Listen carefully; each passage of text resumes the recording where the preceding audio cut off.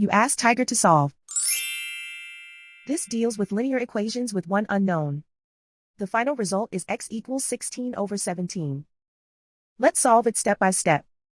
Simplify the expression. Expand the parentheses. Multiply the coefficients.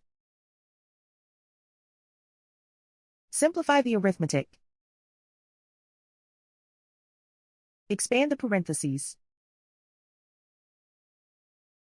Group like terms. Simplify the arithmetic. Group all x terms on the left side of the equation. Add 5x to both sides. Group like terms. Simplify the arithmetic. Group like terms. Simplify the arithmetic. Group all constants on the right side of the equation. Add 15 to both sides. Simplify the arithmetic.